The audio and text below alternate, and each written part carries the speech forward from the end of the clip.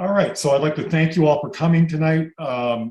So this School of Instruction, and let me stop first, recognize our State Master, George Russell.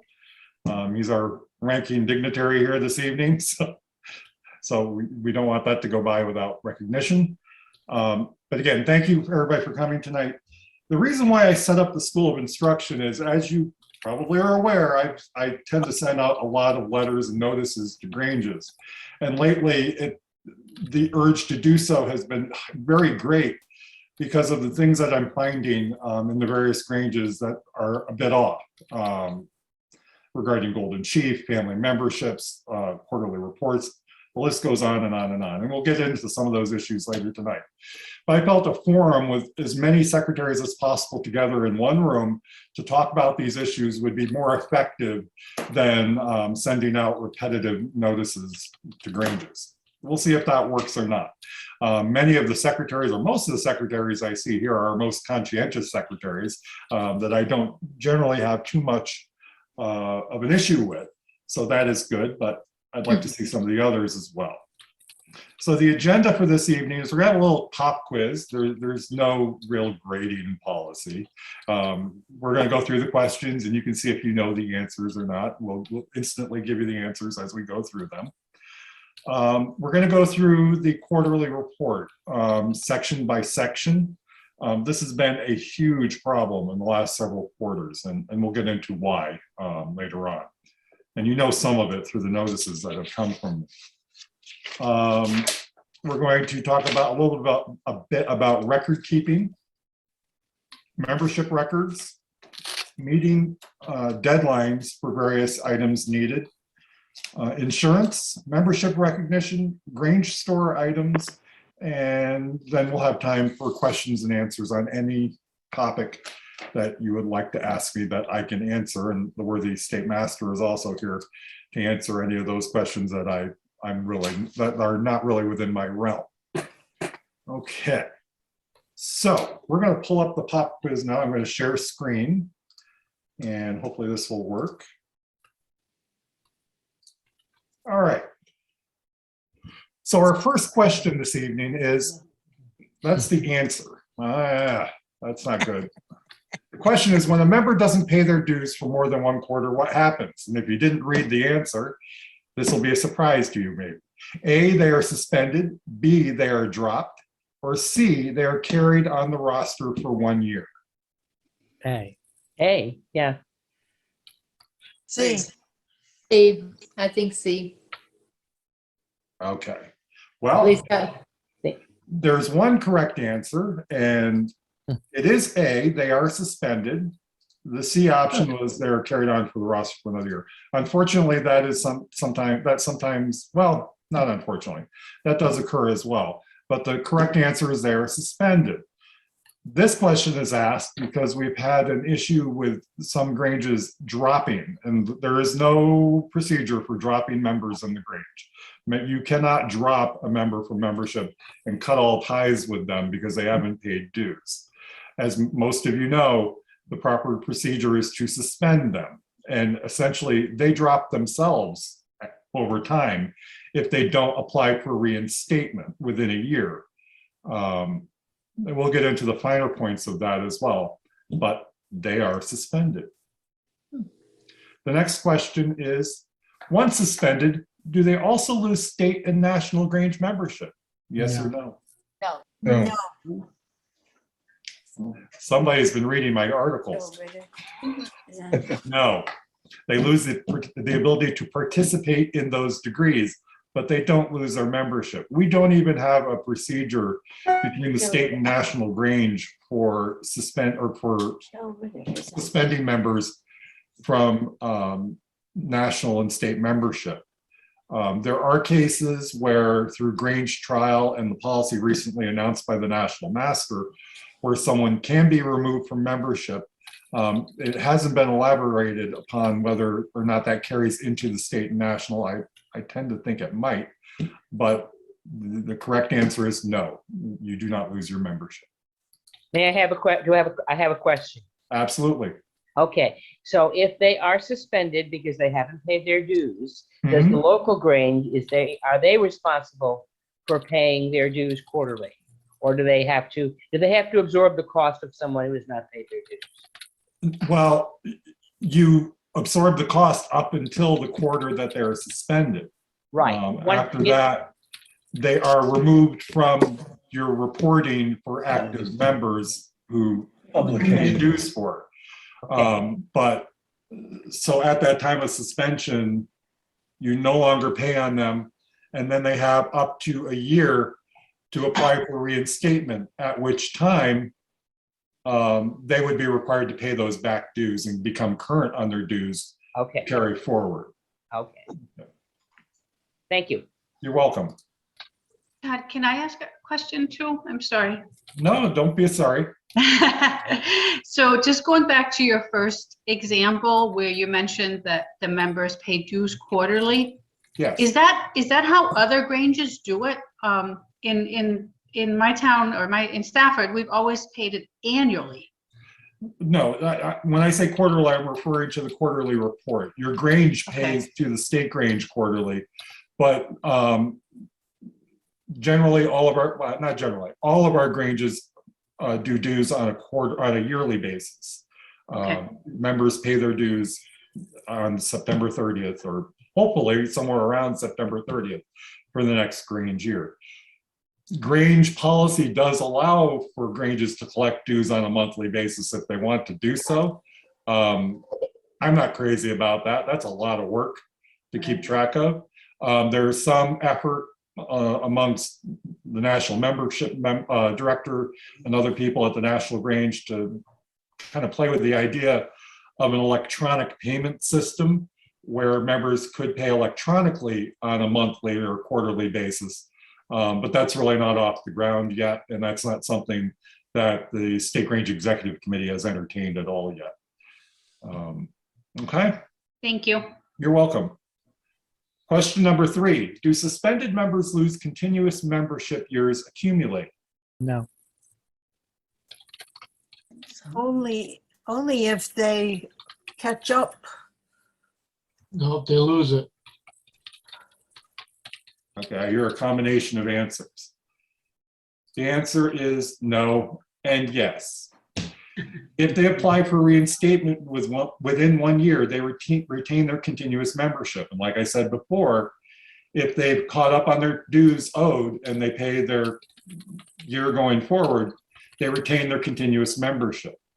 If they lapse after that year, they lose their continuous membership, and it's like they're reapplying for membership in the Grange. They start at day 0 and reaccumulate their years in the Grange. Once you sign in, your base will come up. Question number 4. How long must a Grange retain financial records? A, forever, B, 6 years, or C, 10 years? Good question. I have no idea. No idea. 10 years? No. I've still got mine after 50 years. All right. So we're generally at a loss for this one. So the answer is 6 years. Really? That is the Connecticut State Grange's policy regarding financial records retention. It's in line with the IRS code for retaining records. Just like in your personal finances, you could be audited during that period of time, and you would be expected to have those records. So we recommend at least 6 years. We would prefer longer if you're able to retain them, but we don't really see a need either for you to keep canceled checks or bank statements from 40 years ago. That may not be necessary, but at least keep a good record of your finances for the previous 6 years. Okay. Informative. How long should my Grange retain membership records?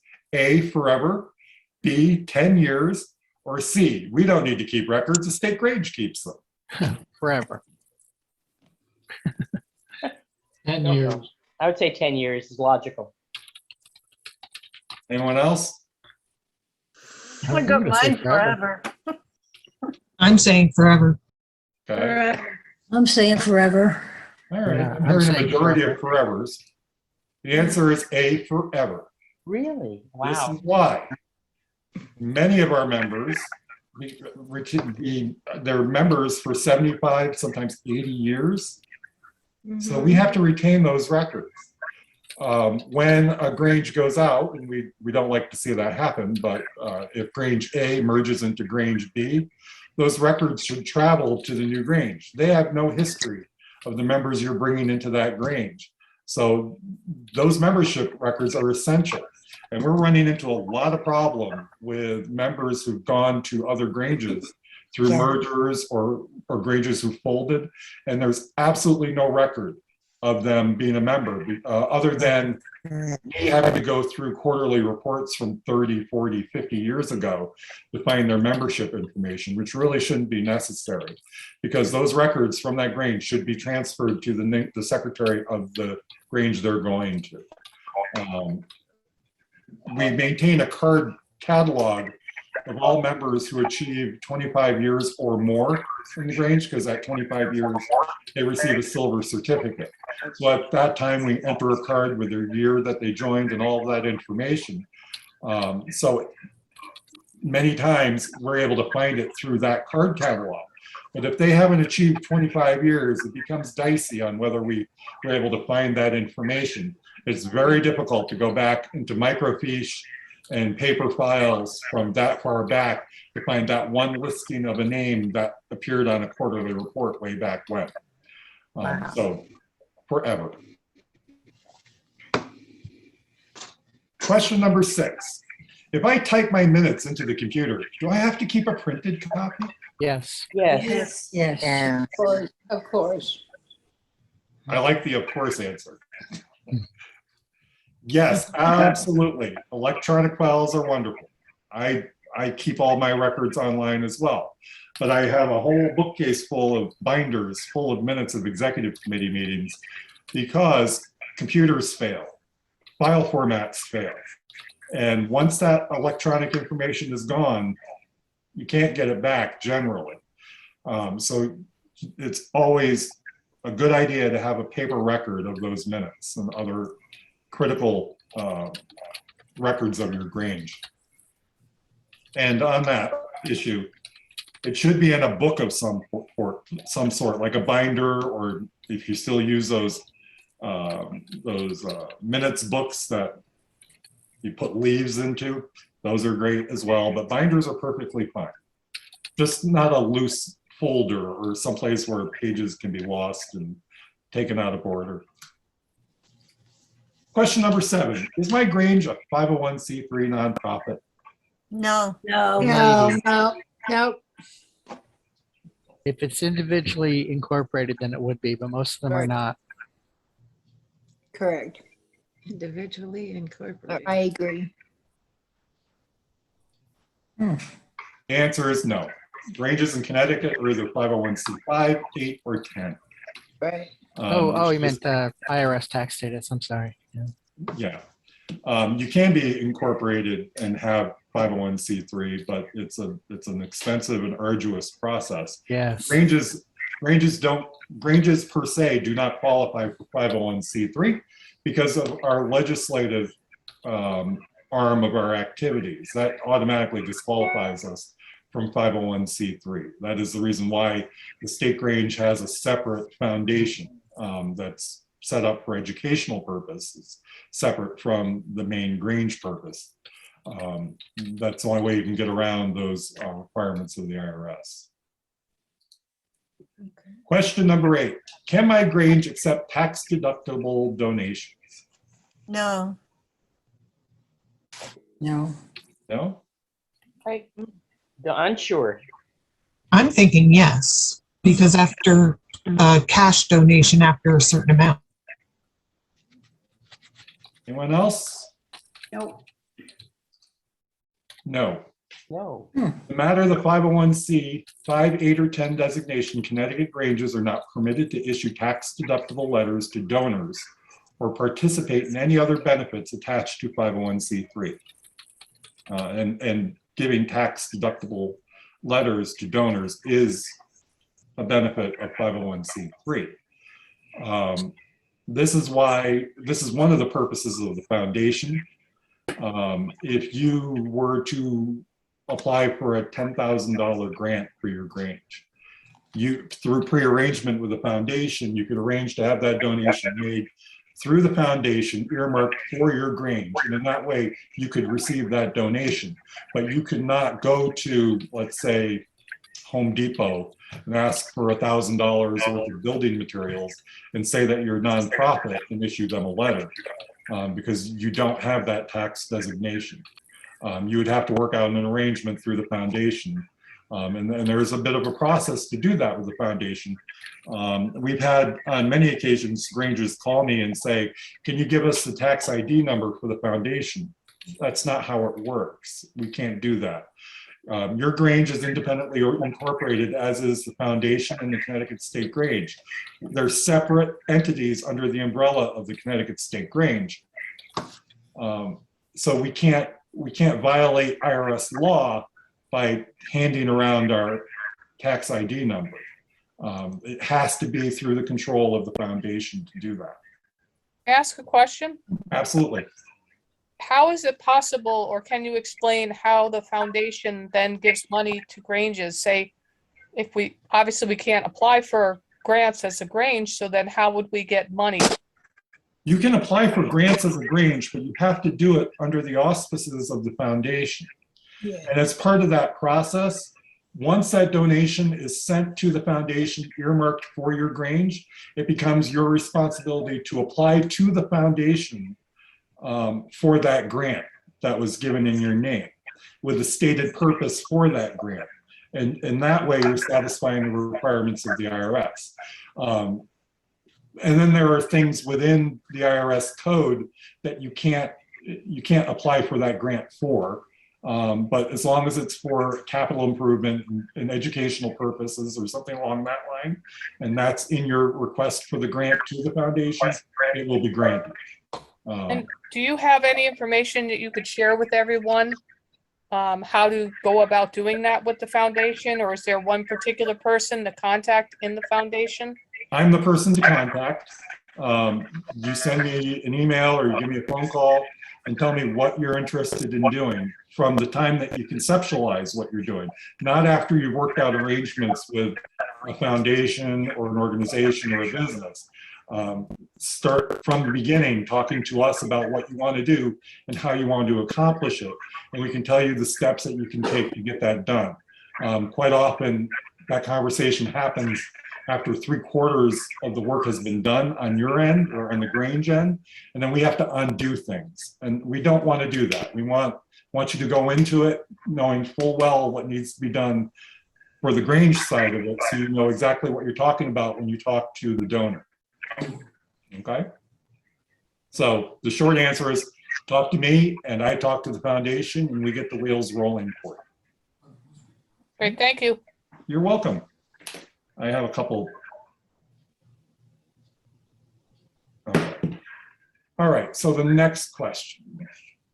9, my Grange doesn't need 501c3. We could just use the state Grange's number. Well, I just answered my own question, didn't I? Yeah, no. So you cannot use the state Grange's number.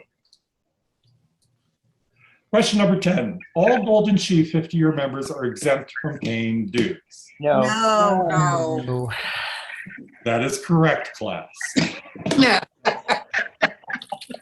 So we've had a lot of issue with that. And who is CG? Terry's asking me who CG is. Cynthia Jan Castro from the Harmony Grange. There you go. Thank you. Terry's doing the roll for me, so I know who is here today. It's hard to do it and host the meeting at the same time. So I have to tell you, please don't feel that you're being individually picked on for this information from your Grange. It's been a problem for all of the Granges virtually that claim Golden Sheep. And I believe the problem goes back 22 years when this rule changed. I think some Granges opted to pay the dues of Golden Sheep members, and somehow over time they got moved into the Golden Sheep exempt category because our earlier quarterly report forms used by Marion and Edie were not specific. They did not state the rule change when it happened. And it just asked for golden sheep number, which is misleading. It didn't break down exempt and non-exempt members. Now we just ask for exempt only because it's too confusing to ask for both. And over time, it just stayed on the list. And as we get further along, we're up to the point where a golden sheep member who received their golden sheep in 2001 has to at least be 85 years old. Right. So when we look at our, I forget how many it is, but when I look at our quarterly report to national and I see 185 golden sheep exempt members, I kind of say, it's not very likely that we have that many members who are 85 years or older. And 85 is just the lowest number. They could be 90, 95 years old. There's not a whole lot of play in there anymore. 10, 15, 20 years ago, it was more likely when you had that large number, not now. And then I had conversations with a couple secretaries and it became obvious that there was a misunderstanding about the classification of golden sheep. So we're going through that, we'll get through it. One secretary sent me a check for the dues owed for previous quarters. I'm not asking for repayment of dues owed from previous quarters. I consider this a clean slate moment.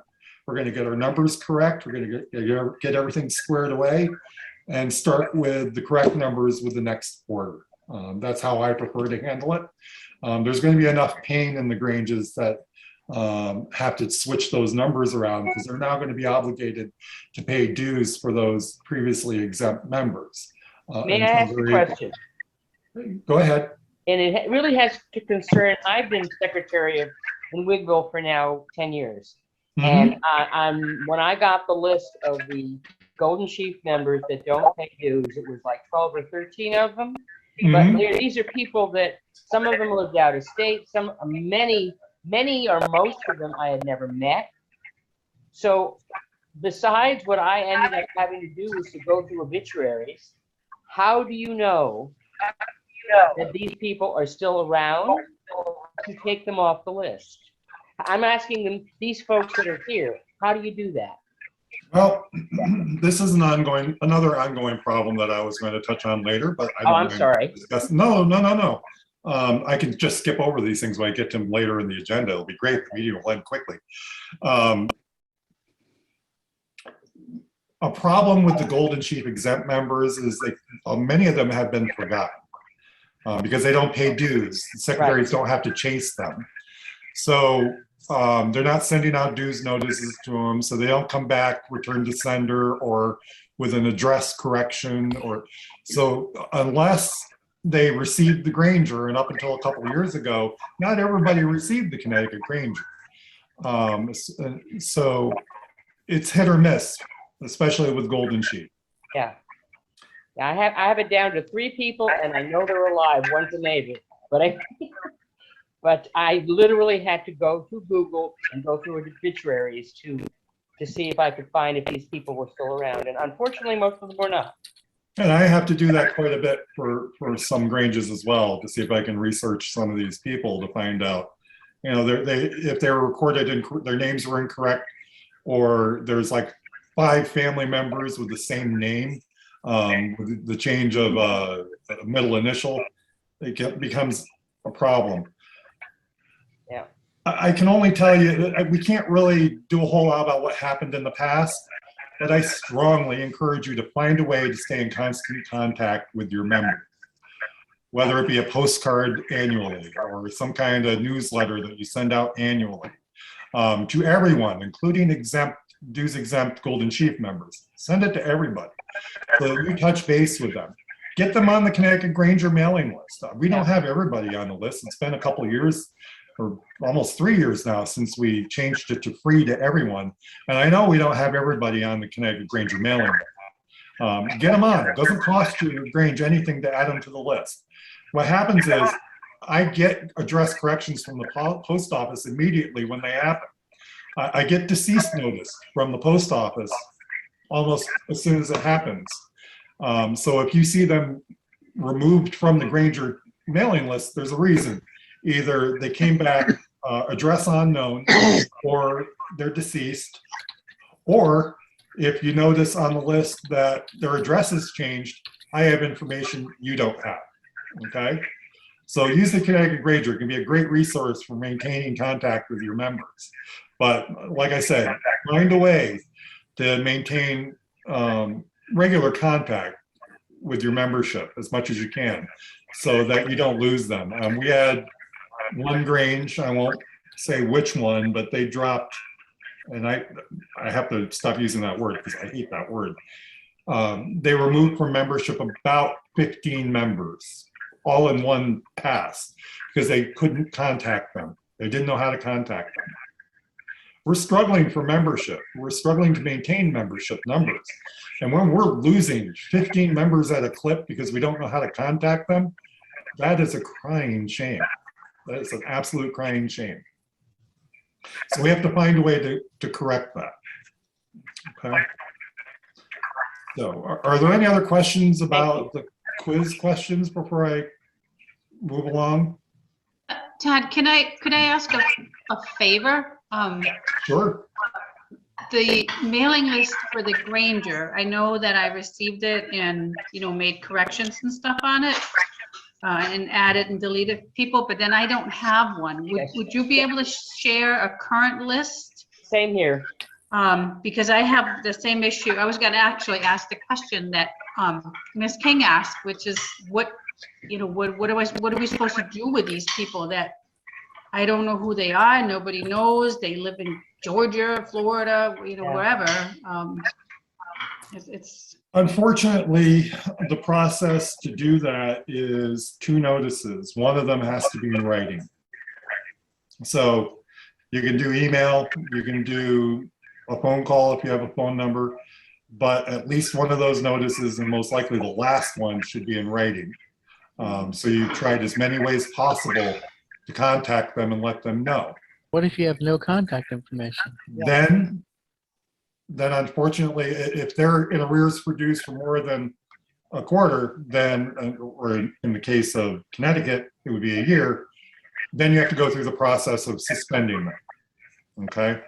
And that requires you give proper notice, and if you don't receive a response from them, then you report to the Grange that you're recommending suspension of this and any other member on your list, and then the Grange has to vote to officially suspend them. Okay, but that circles back around to my question. What if you have no contact information? How do you notify them? Then you really can't. They're just on there forever, like a ghost, like a memory. No, then I would have to say that if they've been on for a considerable amount of time and you have no contact information, they've made no attempt to pay their dues, then you have to go through the procedure to vote to suspend them. You can't pay dues on a non-responsive member indefinitely. We don't expect that. It's unfortunate that you don't have contact information, but there's no way we can go back in time and correct that. Sometimes we do get contact from some of these members, especially after a Grange closes. And, they think one day they wake up and they say, I've been a member for 49 years and 11 months. I'm due for my golden sheep. And then they contact me because either their Grange is closed or they don't know where their membership had gone. And lo and behold, they hadn't paid dues for a long time, or they were exempt and never provided their contact information. And then we have to go through this whole process of figuring out what to do with them. Maybe I'm just confused by terms. It sounds like you can suspend someone after they don't pay their dues for 1 quarter, or you wait a year in case of Connecticut. Is that right? The digest says for 1 quarter, but really it's 1 year in Connecticut because we all pay on a yearly basis. Well, what if it becomes 5 years, 10 years, 20 years? Well, it's the same thing. You're eating that cost for that period of time, but at any time during that period, you can suspend them because you can't contact the ghost. Right. Once you suspend them, you're no longer paying their dues. Yeah. So you can't contact them. So your next procedure is to go to the Grange and say, John Smith has not paid dues in at least a year. I have no way of contacting him. I recommend suspension. And the Grange would then proceed to vote on suspension of that member. Okay. Todd, Debbie. Yes, thank you. I just want to clarify, what level of the Grange are you referring to for that vote? The procedure is the same in both subordinate and Pomona. It's a little different in Pomona because we have this dues process through the subordinate Granges. And sometimes we have subordinate Granges, community Granges, who are non-responsive to the Pomonas. And then the Pomonas are in the tricky position of having 15, 20, 30 members on the rolls, and that Grange is not paying the dues. And then we have to wade through that process of trying to get dues money out of that community Grange, whether we suspend members for non-payment. Sometimes members pay directly to the Pomona and don't go through this. It's a mess.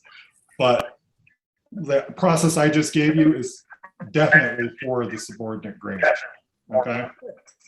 Okay, so at our level, we can vote after not being able to contact someone for 1 year to take them off of our Absolutely. Grange. Absolutely. Thank you. You need to be able to stop the bleeding at some point.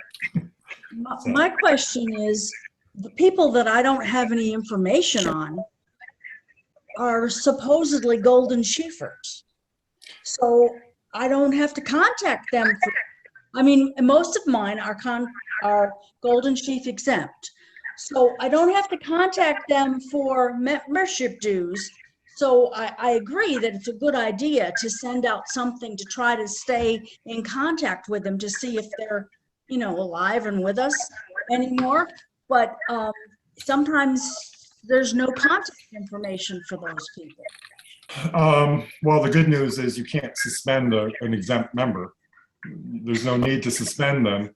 Though it would be nice to be able to be in contact with each and every member of your Grange, but I understand sometimes it's not possible. Yeah. Well, I mean, I just met this in the last couple of weeks. I just had telephone converses with 4 people that I had never heard of before, that had been members since 1946. But that was just because I found a phone number. But Oh, it's a nice little gift when they're able to get that information, isn't it? And it's nice when they contact me or someone else and we reconnect with some of them. I just talked to a former member of the original Reading Grange. When the first Reading Grange closed, I issued demits to everyone that we knew was a member of that Grange. And unfortunately, 3/4 of them came back because the information was incorrect. And one of those that came back was a member that contacted me. We were able to get him into another Grange through a demit. So it worked out happily for him. But still, there were probably 15, 16 members lost in that merger. Not in that merger, in that closing of Reading Grange. If a Grange doesn't formally merge with another, then we put them out on demit, where they're able to take their demit card and go to any Grange of their choice and maintain their membership. Unfortunately, if they don't do that within 6 months, the demit is no longer good and their continuous membership is broken. It's sad when that happens, simply because of a lack of information. Yes, sir. With Reading Grange, we found that when you go to turn in your charter, you have to contact all your members. And the secretary called me and said, we got a bunch of these letters we sent out back because they didn't know if they were dead or alive or where they were. And so how can you send out a demit to somebody that you can't find? I mean, this was a problem soon as, they found their 50-year members and they just never contacted them. Right. They were still alive. Yeah. So we really. Oop. George, your audio dropped out. George, we can't hear you. I just wanted to throw that in. There you go. I know it was a problem there.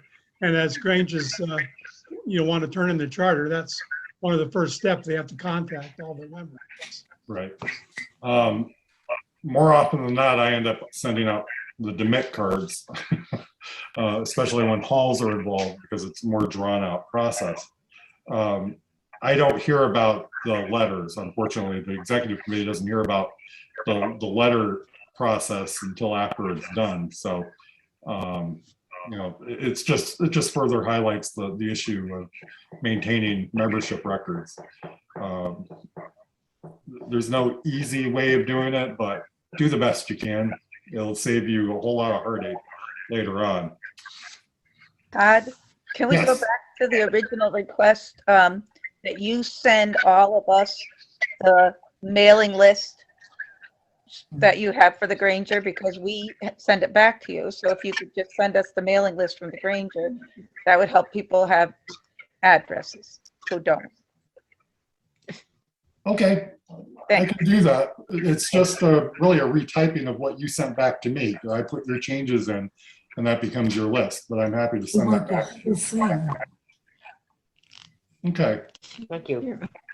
all right. If there are no further questions at this point, I know you'll have many more questions. We're going to move on to the next section. And this is the quarterly.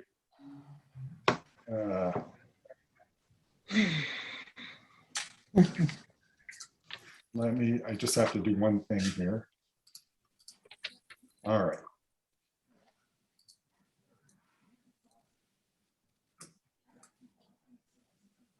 All right, so I had to get rid of the quiz. And we're going to bring up the golden sheet. Can everybody see not the golden sheet, the quarterly report form? Yes.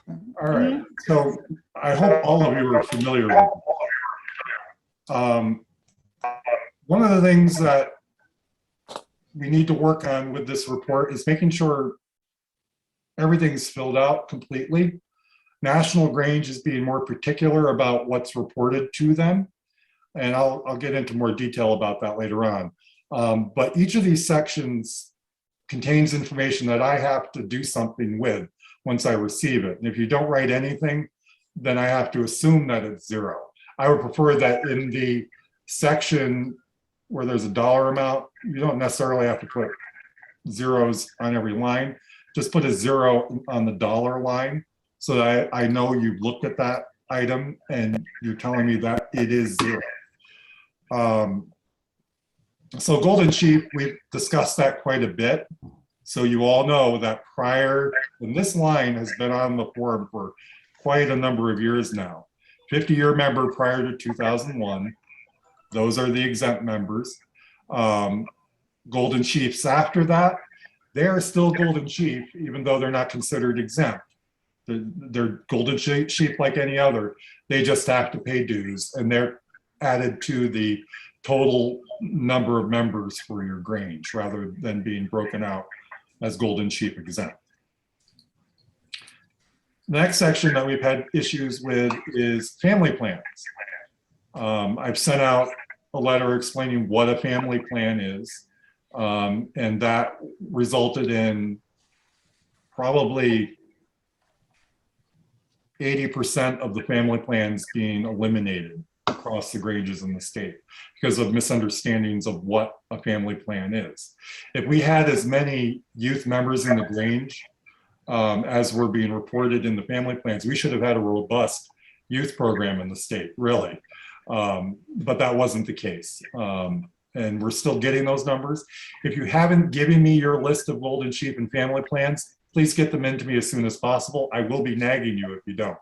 And I'd rather not nag you. I'd just rather have the list and move on with our work. Student membership. Now this is something that gets mixed up with the family plan. And I didn't make it part of the quiz because it is confusing. Please stop doing that. Okay, so student memberships. This is a category that was started quite a long time ago by one Grange that had several members who were either emancipated or they were just non-dependent, so they lived on their own. And because they were students, that Grange felt that they should have a certain amount of dues exemption. So that did pass. That complicates family plans, because family plans give the ability to families that have a parent or two parents and their dependents receive reduced dues until those children or dependents reach the age of 23, which is generally the length of time that most people are in school unless they get advanced degrees. So it's not necessary generally to have that additional student category unless you have that very rare number of members who are non-dependent. Okay, so if you have people in that you're recording, I know we have quite a few students that are reported. I just can only fight so many fires at one time. I haven't gone after this particular section because it's just a different level of headache for me. If you have members who are categorized in the student section, please work on getting them into the family membership as you renew your memberships for the next year. Try to figure out how to get that family plan straightened out for them, because if they don't qualify as a non-dependent, then they really should be in a family plan. Okay. Any questions on that? I thought Just this would actually, yeah, sorry. I just want to clarify something on that, because I actually do have, it's going to be this coming year, that I'm going to have 2 students that are Grange members, but their parents are not Grange members. Okay.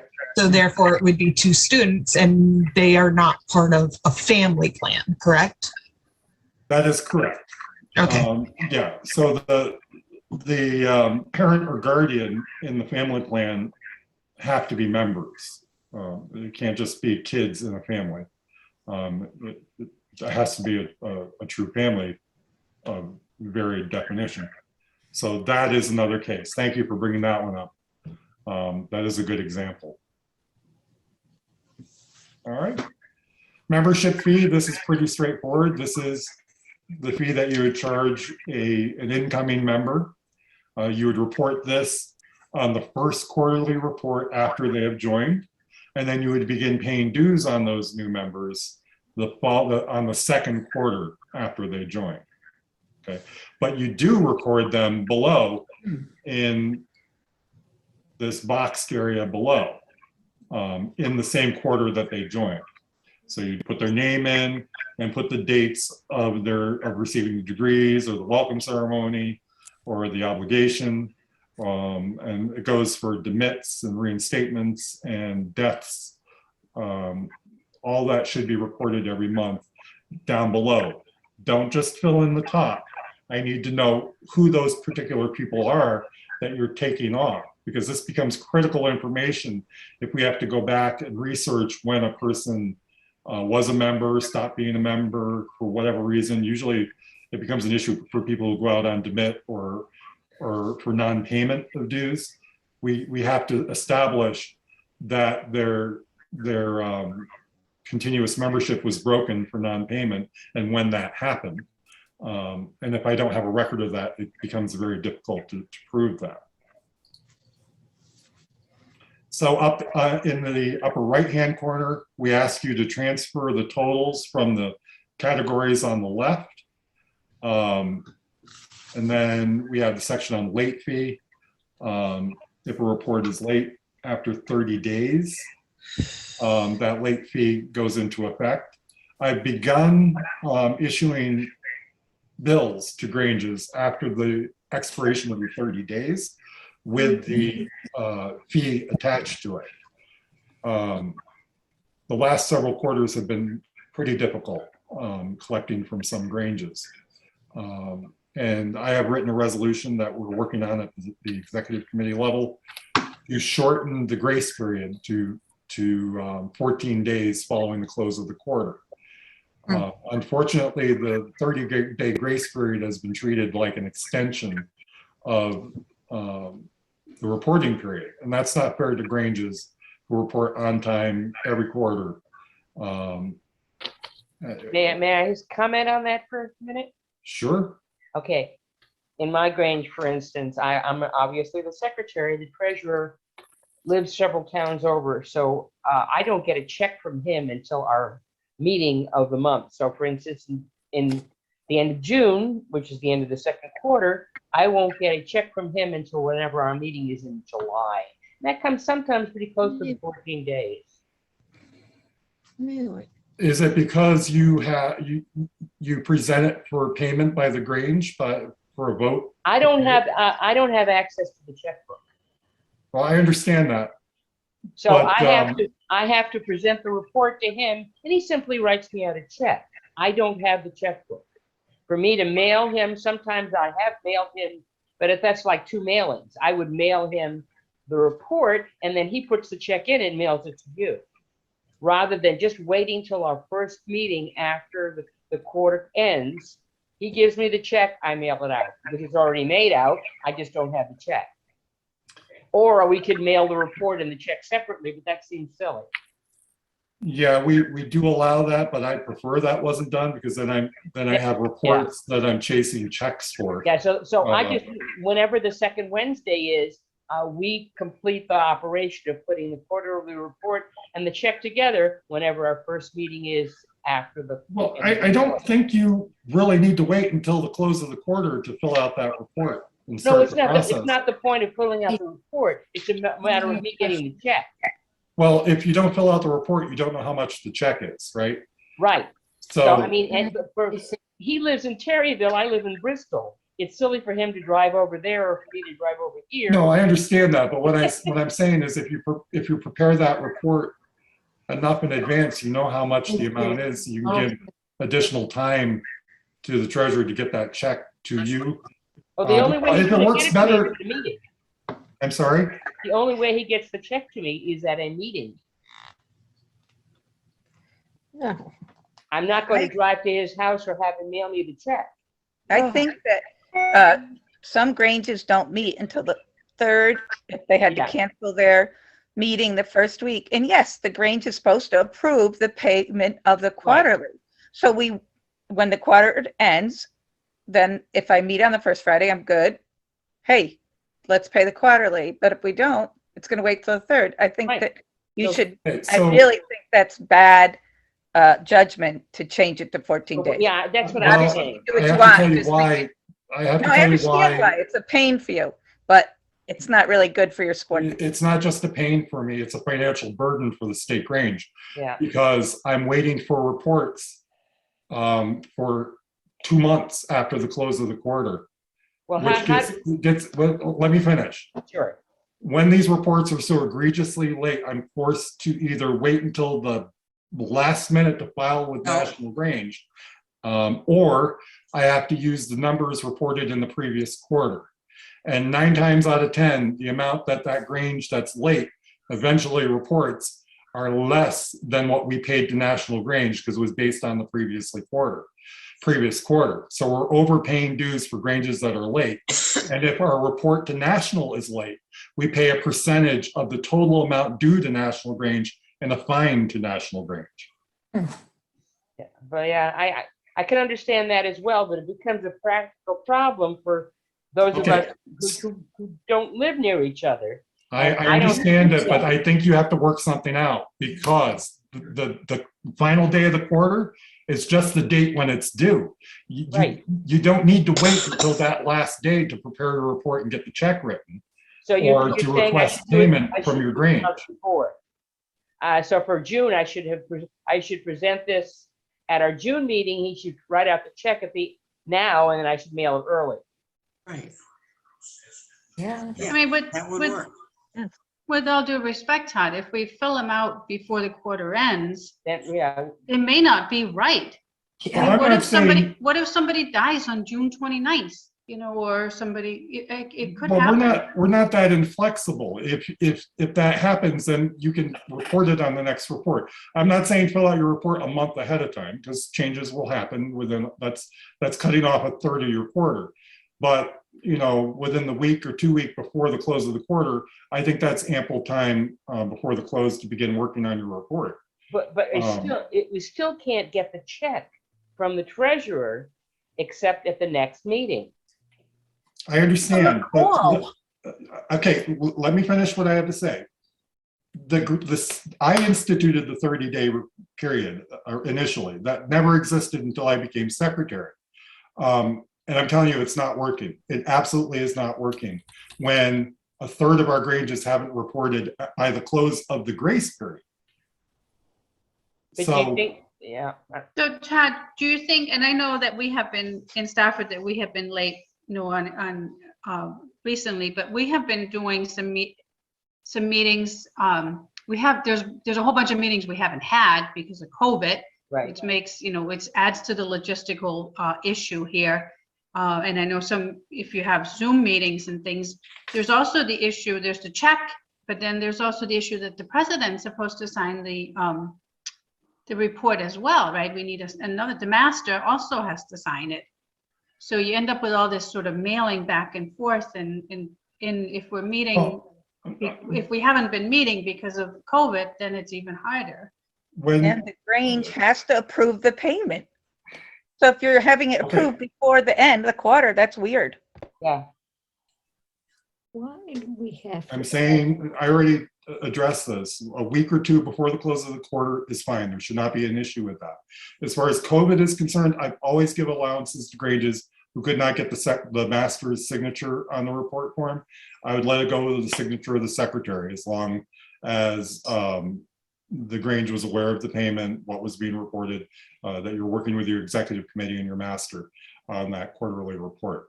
I don't have a problem with that. I make plenty of allowances for special circumstances, and boy, COVID's presented a lot of special circumstances for all of us. I'm willing to work with you. I'm not inflexible. This is a proposal. The shortening of the grace period is a proposal. It has to go through the resolution process. There will be discussion if it eventually comes out of the executive committee, then it will go before the delegate body, and there will be plenty of discussion. Probably many of the things that you brought up tonight.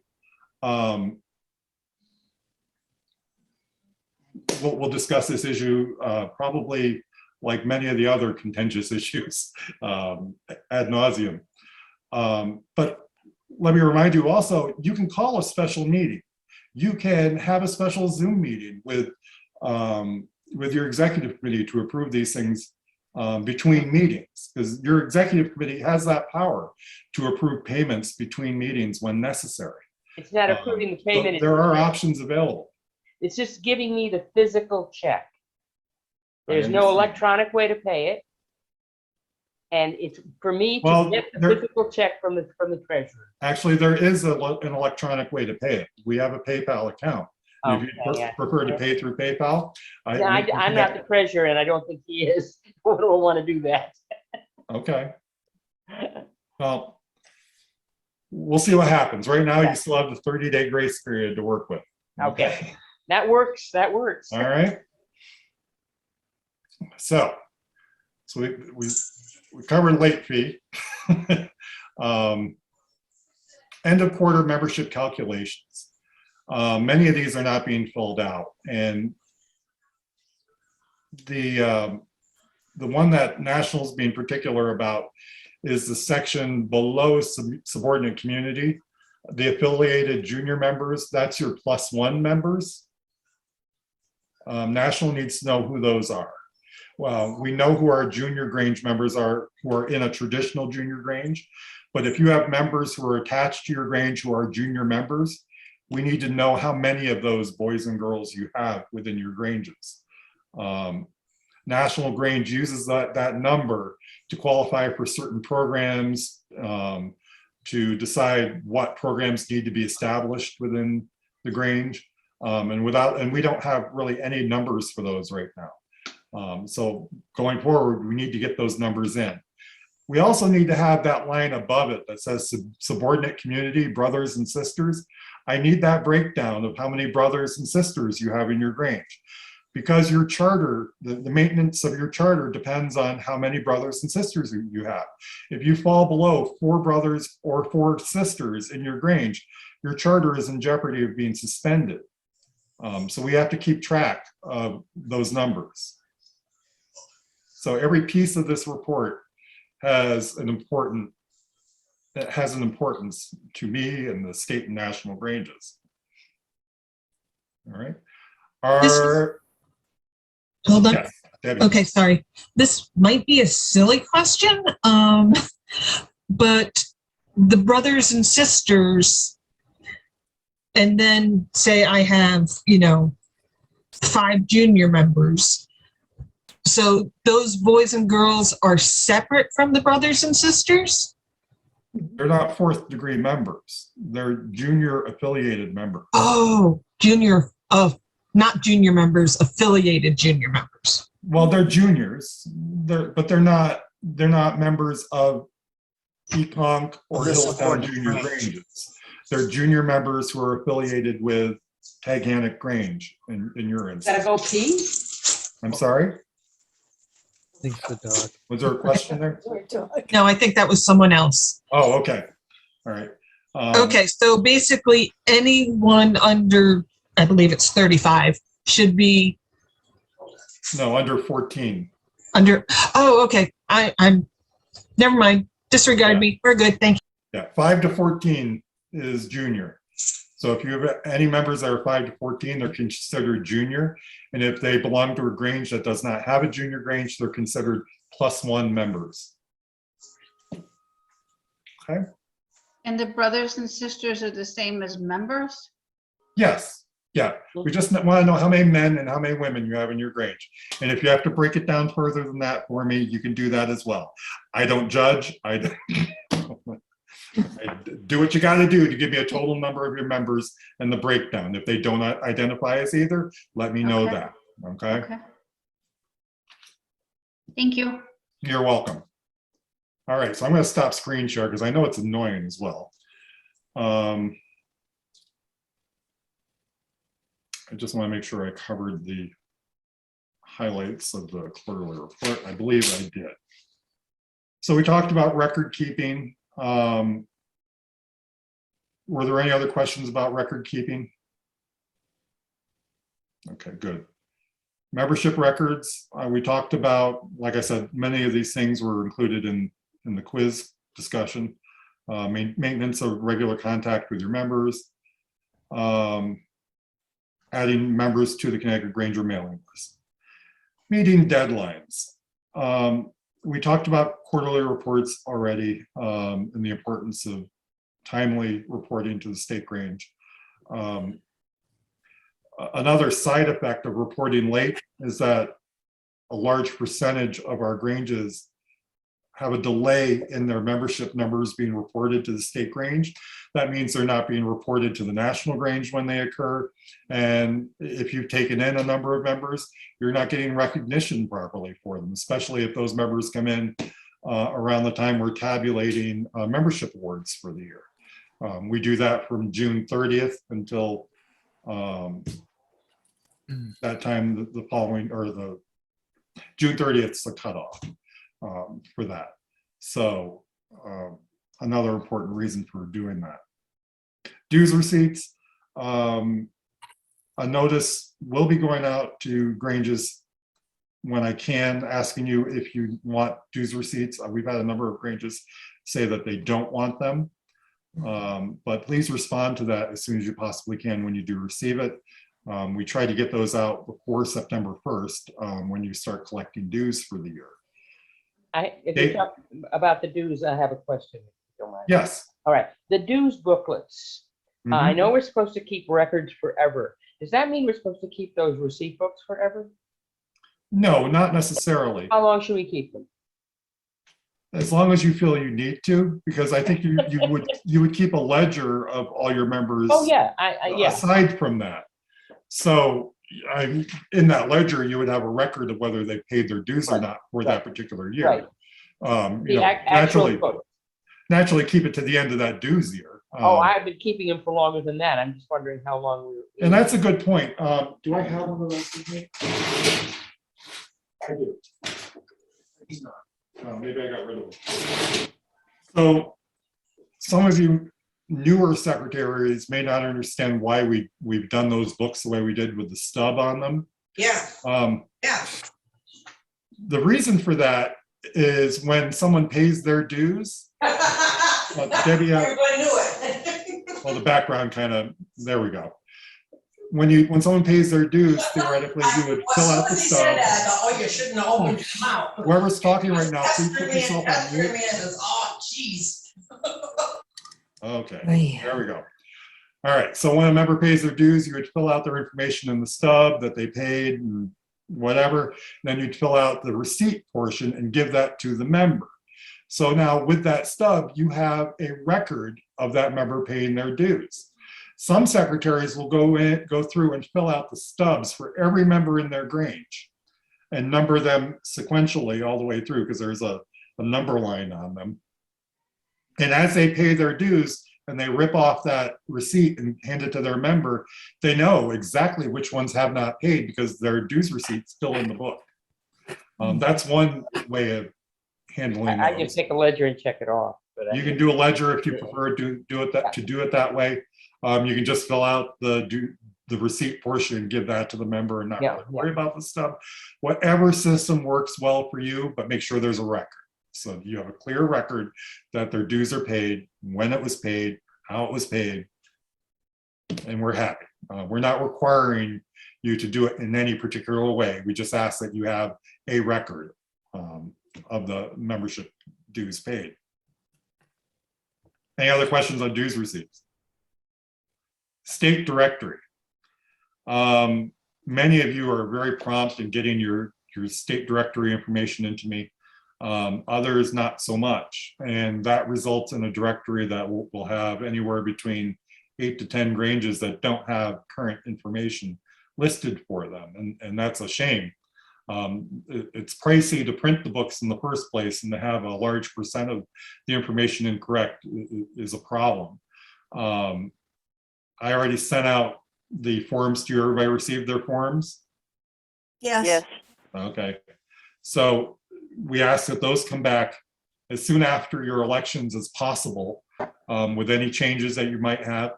If you don't have any changes, still send the form back to me and say no change. So I know that there isn't a change and I'm not chasing you for that answer that we didn't have any changes. So I didn't think I needed to send it back. You do. I need to know that you did formally that you didn't have any changes. when did you send those out, Todd? Several weeks ago.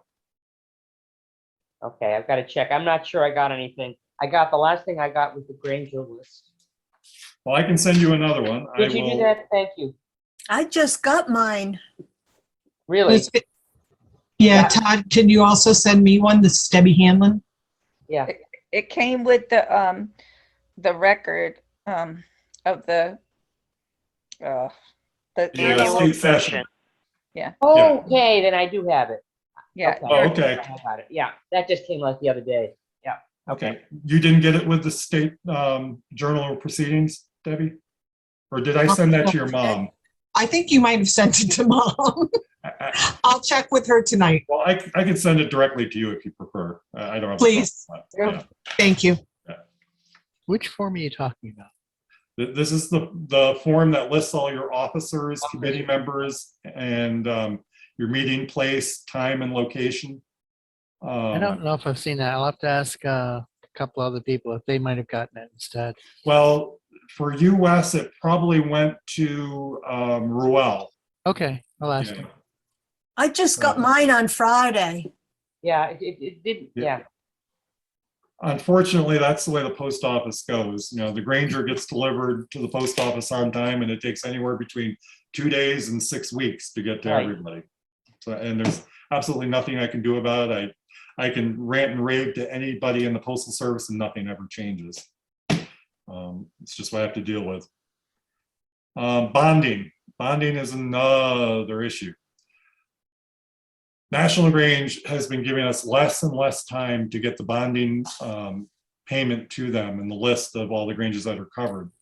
So that generally happens somewhere after national session in November and the turn of the new year. It can be anywhere in that time period, but their deadline doesn't seem to change too much. It just, if it does change, it gets shorter. So when you do receive those, please try to get those in as soon as possible. I know it's easy to set it aside and forget about it for a while, but I ask you to please not do that and get it to me as soon after you get it as possible. If I don't get it by the time I have to report to national, then we automatically renew you at the level that you previously paid. And I've had issue with Granges that didn't get it in on time, and they say, oh, wait, we needed higher coverage this time. There's nothing I can do about that at that point. And you can't go without bonding. You have to have bonding coverage for your Grange.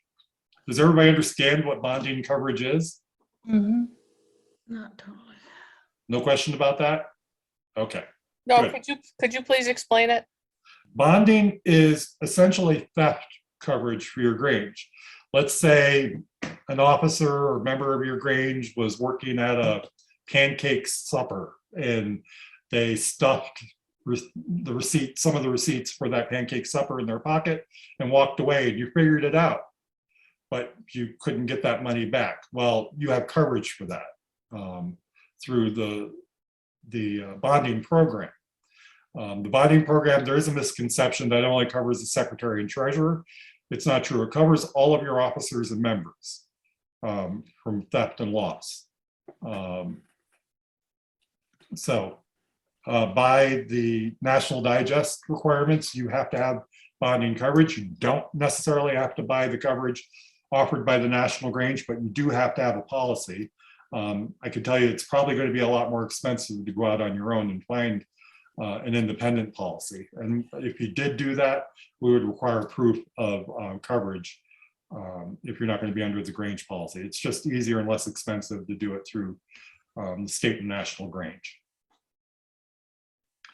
Annual reports for the Journal of Proceedings.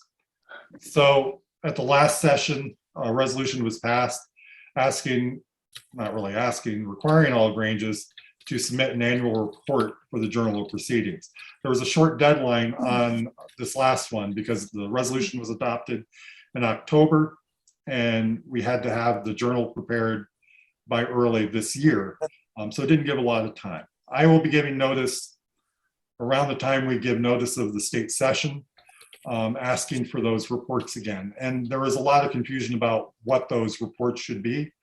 They really only need to be a paragraph or two, talking a bit about what your Grange did during the year, if you had any new projects, your successes or failures, if you want to talk about failures, just an overview of what happened during your Grange year. We can't print page-long descriptions. We just don't have the space because the journal, we had to expand it to over 100 pages this year. Not the fault of the Grange reports, because we sadly, I think we received maybe 20 of them. We should have had 38 of them, but we didn't. So we'll give you more notice this year to get those done, and you'll have until after state session to get those in. So we hope you'll be able to get that done. Can you send us a sample of what, at the time you send the notice? Well, you all have samples because you have journals of proceedings from last year. All right, good. So you can go through there and look at the reports that were submitted and get an idea. I mean, I give you some leeway. Oftentimes I have trouble figuring out how to cut some of them down to a couple paragraphs. So I'll give some leeway and give more of the information that was provided if possible, if space permits. But you should get a general idea from reading those from last year. Okay, so we already talked about the bonding insurance, membership recognition. So, as most of you should know, we offer certificates and seals through the State Grange office. They all should be ordered through me. I know that you can go through national and order some things, but if you do that, especially with member recognition, Loretta in Washington contacts me to verify if what you're asking for is correct. It just creates a big circle when you do that. When it's a lot easier if you just go through me, I verify them before they go on to Washington, and Loretta knows that everything's good, and she immediately issues the certificates and sends them off to you for for awarding to your members. If you weren't aware, we offer certificates in Connecticut for 25, 30, 35, 40, and 45 years. Those are only issued by the Connecticut State Grange. We have our own certificates for that. I think National has their own, but I don't like them. I prefer the ones that we make ourselves. And those are provided at no charge to the Granges. We also have the seals for the Golden Sheaves. The cost for those has gone up to $3 a seal. I wish I could find a way to do them myself that was less expensive than what National offers, but it's really difficult in the quantities that we would use them. So we continue with the seals offered by National. There are two forms. There's a state form and a national form, because the national form is only for those certificates that have to be requested from National, and the state form is just for those that are issued by me and don't have to go to National. It just confuses things when everything's on one form. Then Loretta has to wade through that and figure out which ones are hers and which ones are mine. The back of the national form lists the fees that are associated, the costs of the seal of the certificates, and the shipping charges. Fortunately, they finally simplified the shipping charges based on the total amount of the order. Before there was an amount that you added for each and every certificate you ordered, and that was, you paid too much money, and it really wasn't clear on how much you had to pay. So finally, that's cleared up a little bit. Okay. So my question to you: is there interest among the Granges in offering certificates for 5, 10, 15, and 20 years? Noel's saying adamantly no with the shaking of his head. No. No. Is it a records issue that you just don't have the time to? Or skimpy records because secretary has been not doing the job, not having a secretary. Okay. Well, the argument for the program has been to give added incentive to new members to continue membership, because the milestones are closer, they're within reach if we offer them earlier. My conundrum is offering them something that isn't equal to what you get when you reach 30, 35, 40, 45 years. Right now, you get a certificate for all that. I really don't want to offer another certificate for that, because it really dilutes the importance of those certificates at later stages. And I don't know what to offer for the, so I'm hearing generally that the answer is no, that's not something that we want to entertain. So for now, I think I'll go with that answer and say that's the consensus of the secretaries around the state, and at least this group of them. All right. The last item on my list before we get into any other questions and answers is Grange Store.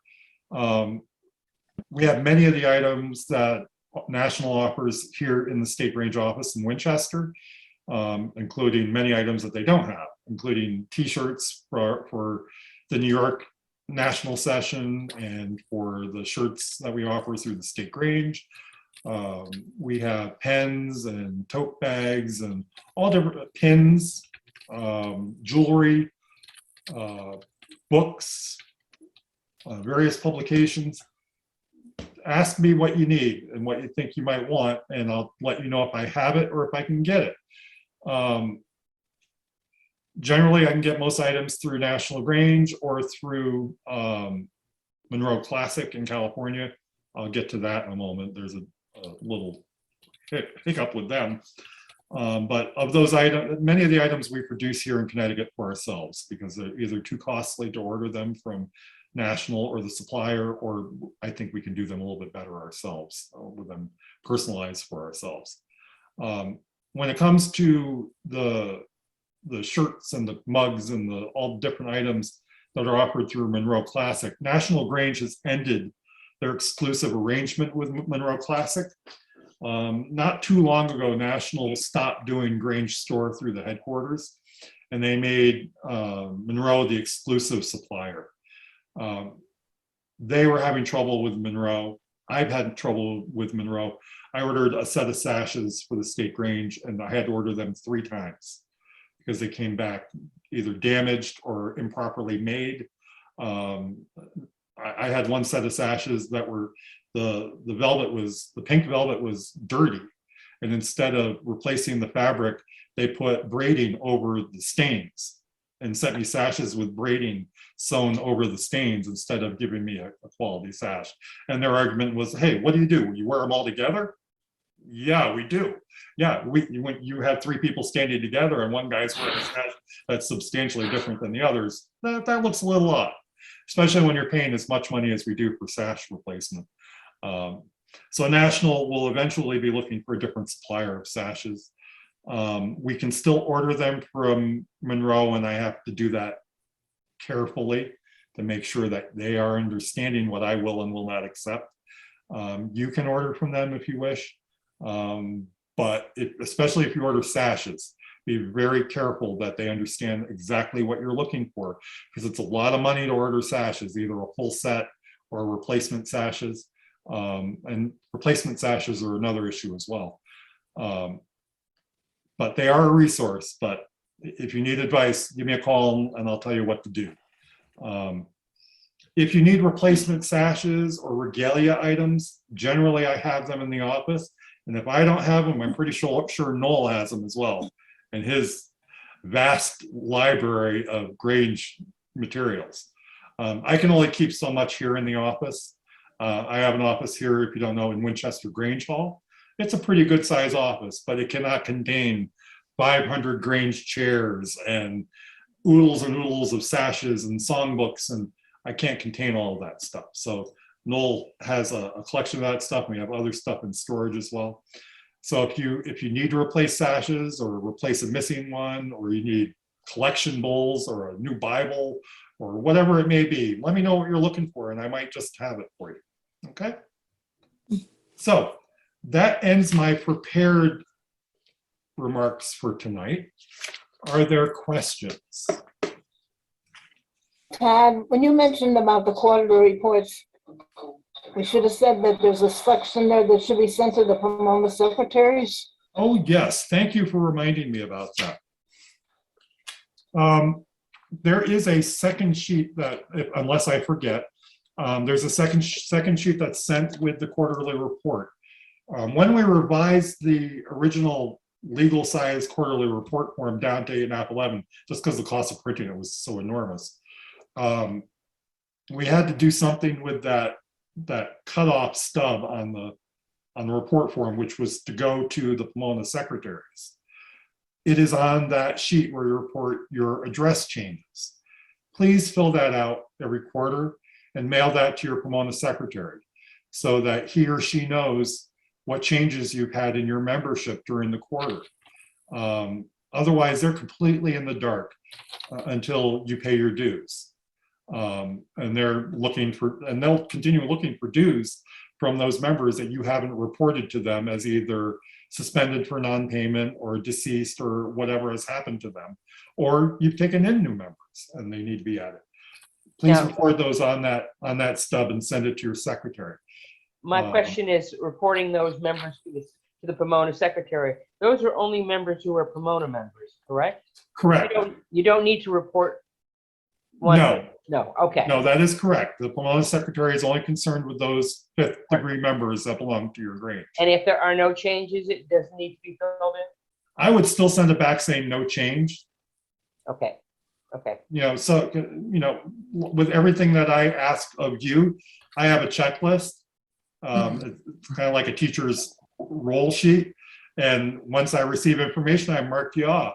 If it's an open line there, then I wonder, is it I forgot the report or there is no report? I don't know unless I hear from you. Okay. And I'm sure that's the same with the Pomona secretaries. Yes. Hi, Todd. Nancy Beebe. Yes, Nancy. I'm sorry I had trouble getting on and I missed questions 1, 2, and 3. Could you quickly review what those questions were? Too difficult to go back? Or? I can go back. I just have to pull it up on my screen. My screen's not cooperating. Right. Let's see. Maybe some of the other secretaries took notes. Well, Oh, I yeah. can do it quickly. Question 1 was, when a member doesn't pay their dues for more than 1 quarter, what happens? Okay, They are suspended. They are not dropped. okay, And I don't know if I covered that strongly enough. There's no procedure for dropping a member. Dropping is not a procedure. They drop themselves when they don't apply for reinstatement after they've been suspended, or they just don't do anything. okay. So that was the first question. The second question. I'm getting messages on my iPad at the same time. Once suspended, do they lose state and national Grange membership? They do not. They only lose the ability to participate in those degrees. They can't be elected to office in the state or national Grange. They can't serve in any way, but they technically have a membership still. Okay. And the question number 3 was, do suspended members lose continuous membership years accumulated? Yes and no. Generally, no, until that year expires after they've been suspended. They have up to a year to apply for reinstatement. And once they've paid all their back dues and they become current with their dues, they maintain their continuous membership thread. If they go beyond that year, then they do lose their continuous membership and they start at day 1 with their membership. And Hey, thank you. It's painful for those members who have 45 years in and they lapse and it's beyond a year, and there's nothing really I can do for them because the digest is very clear about that. Okay. Any other questions? Todd, Yes, Roy. could you explain to me what a honorary membership is? We don't have that on the quarterly report. And an honorary, George, you have to help me with this one. Did we have a formal honorary membership classification? You're muted, George. I don't think we do. We're working on associate members. Yeah, that was going to be my answer, but I wanted to make sure I wasn't misremembering. We have an associate membership program on the books. That membership program never really got off the ground. And the state membership committee is working on a new version of that, mainly to clarify its role within the Grange. That would allow either companies or individuals to become members of a Grange, but they would pay a fee to be a member of the Grange, but they would not have the same rights and privileges as a 4th degree member of the Grange. So that's the distinction. It's a way of getting support for the Grange, but not obligating a person to be a full member of the Grange. Kind of like a booster club, if you want to water it down to its essence. Does that answer the question? That answered my question. Thank you, Todd. So before I get myself in trouble Todd. with Faith, this is a classification that's still a work in progress. They're still working out the details of the program. They have to re-propose it to the executive committee, and it will go back to the delegates in October for ratification, if it gets that far. So, all right, and there was another question. Todd, Yes. Ron Bonofsky, Harmony Yes, Ron. Grange. That associate membership is of a lot of interest to me. I have a lot of people that like to support the Grange. They like to attend particularly our fairs, and they do not want to be part of any official or regular meetings and regalia, the formality of a fraternal organization, let's call it. They are very energetic people. They like I say, primarily to support the fairs, which is something when you have a building you have to have, and that kind of support is extremely necessary. Absolutely. You said this is not a formal procedure. We wouldn't be able to put a fair on if it was just members, especially older members. We can attract people that have more younger family obligations, and they just don't have time for a regular meeting. Or we have people that have schedules that just don't match up with our schedule. Right. I agree. I think it would be of interest to the people of the Woodville Grange as well. Well, I agree, and the membership committee also agrees. I don't want to speak for them, but I would say that, like I said, there is in the state Grange bylaws, there is an associate membership program listed in there.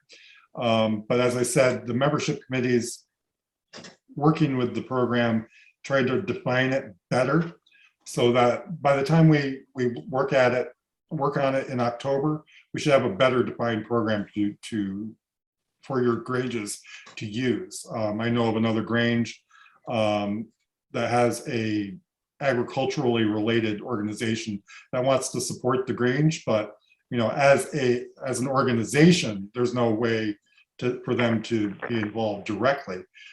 Once this program gets off the ground, they will be able to do that. And the nice thing when that happens, more than likely, more than a few of those members of that organization may be interested in joining the Grange as a result. So it's a way of making connections in the community that we didn't before.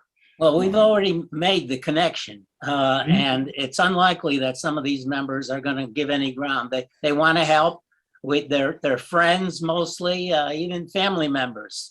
But we want to provide something that links them to the Grange and offers some kind of recognition in a more formal way without them having to participate other than specific activities at specific times. Christmas fair, our ag fair, and our spring fair particularly. We need the, and when you have a building, maintenance becomes a thing. That's the other thing. We have to have a business plan, which a Grange that doesn't have a building has a lot easier job if they can find a place to meet. But if you don't have a place to meet, you don't have any roots. I don't know how Granges without a building maintain the roots of a structure or a presence in a community. It's definitely more difficult. I'm sure every one of them will tell you that it's more difficult. It's not impossible, but it is a lot more difficult to make sure you're known in your community. When you're trying to generate revenue, it's impossible. No, I wouldn't say it's impossible, but it is more arduous. Are there any other questions? I was just going to say, last year, our delegate body wanted the membership and the executive committee to work on this. And I tell you, the membership has been putting in a lot of time, doing a lot of research on it. And we just got to fine tune it and have it ready for October. So hopefully it will go through. Very good. Are there any other questions? Todd, I have one question. Since at Harmony, our secretarial position has been in transition for a while, since our last secretary died. So we've been piecing it together, several of us, and we'd like to do better, but we don't really know what we're doing. Okay.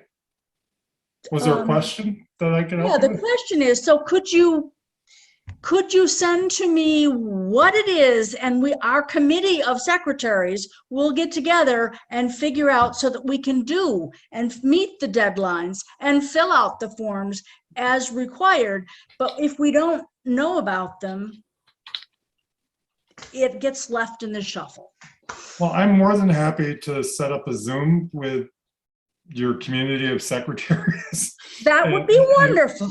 And work that out. I can spend a lot of time writing things out and sending it to you, but I think it's better in this type of format where you can ask questions and get immediate answers rather than I mean, bouncing emails back and forth. And two or okay. three of our committee are on this Zoom call, and I don't want to waste everybody's Okay. time. But So I would say send me an kind of email. we've been working by committee without a secretary and and without a permanent secretary and without a treasurer. So it's been a little dicey. Okay, well, I would recommend that sometime after this meeting, send me an email, get together with the others and decide when you might be able to meet with me, and let me know what your availability is, and I'll set up a Zoom call and we can go through all that with you. It'll be much easier, more direct, and hopefully get everything all at once. Thank you. And I make that offer to anyone. I'm available at any time. You can send me an email, send me a text, send me a phone call, snail mail, although it may take a month or more to get to me. But I'm willing to help you as much as I can, whenever I can. All right. Any other questions? If not, then Worthy Master, do you have any closing comments? No, not really, but I'm glad we did this tonight, Todd, and we got a good response. You got quite a few secretaries here. Absolutely. Yes, and thank you. It's very, very informative. Thank Right, you. I thank everybody for joining. I know the lecturers had a couple with lecturers, and this Zoom really seems to get people to get together and answer questions, and you don't have to drive 2 hours to a meeting place. So Saved a thank lot of you. mailings too. So I thank everybody for attending. I think it was great. And That's hopefully we'll right. see you all in October. Yes. Thank you all for attending. I appreciate it greatly. And like I said, let me know if you have any questions or problems or any needs. I'm here to help. All right. Thank you, Todd. Thank You're you. welcome. You. Thank you. Todd. Thank you, Todd. Thank you, Todd. Have a Thank good remainder you. of your night.